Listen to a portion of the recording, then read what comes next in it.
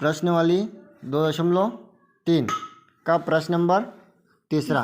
के का मान ज्ञात कीजिए जबकि निम्नलिखित स्थितियों में से प्रत्येक स्थिति में x माइनस एक पी एक्स का एक गुणनखंड हो। तो जब पी एक्स का एक गुणनखंड हो तो क्या मानते हैं उसको? जीरो। गुणनखंड अगर हो तो जीरो, अगर नहीं हो तो कौन सी भी दूसरी संख्या आती है। ये तो पी एक्स कितना है? एक्स का 2 प्लस एक्स प्लस के। तो ये लिख रखा है पी एक्स कितना है? एक्स का 2 प्लस एक्स प्लस के। अब एक्स माइनस एक क्या है? गुणनखंड है। किसका है? पी एक्स का। तो जब गुणनखंड हो तो क्या लगता है? जीरो। तो अपनों ने एक्स माइनस एक के पीछे क्या लगा दिया? जीरो।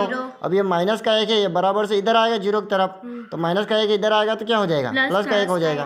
तो ये एक्स का मान आ गया। तो एक्स का मान क्या रखेंगे? एक रखने पर। किस में रखेंगे? पी एक्स में। पी एक्स कितना है? एक्स का 2 प्लस एक्स प्लस के बराबर जीरो। तो ये जीरो क्यों लगाया? क्योंकि पी एक्स का एक गुणनखंड है। तो पी एक्स का गुणनखंड कब होता है? जब पी एक्स का उत्तर क्या आता है? जीरो आता है। तो ये पी एक्स इधर वाला जीरो है। तो मतलब ये पी एक्स का मान क्या आना चाहिए? जीरो। तो जीरो आ गया मतलब गुणनखंड है।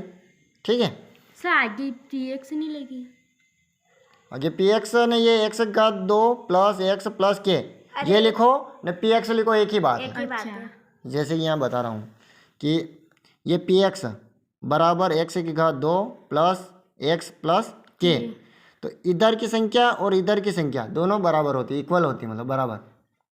तो इसलिए अपन क्या कर रहे हैं कि ये जो एक्स का 2 प्लस एक्स प्लस के है, ये पूरा यहाँ से यहाँ तक पी एक्स ही है, समझो क्या है? P x.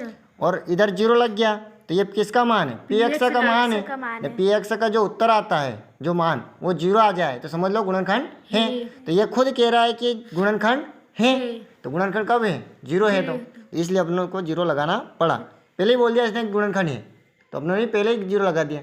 ठीक है, अब क्या करेंगे? एक्स का मान कितना रखना है? यहाँ देखो एक रखना है, तो एक रख दिया। घात 2 है ही सही, प्लस भी है ही सही। एक से ये कितना रखना है? एक रखना है प्लस के।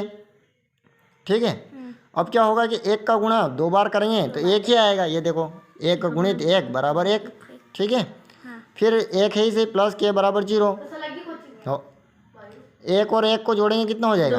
2 प्लस के बराबर जीरो। प्लस का 2 है, पीछे जाएगा तो माइनस का 2 हो जाएगा। तो किसका मान आ गया? के का मान आ गया। अतः अभिष्ट मान के बराबर -2 है। तो ये खुद प्रश्न कह रहा है कि के का मान ज्ञात कीजिए, तो इसलिए के का मान ज्ञात हो गया। आया समझ में?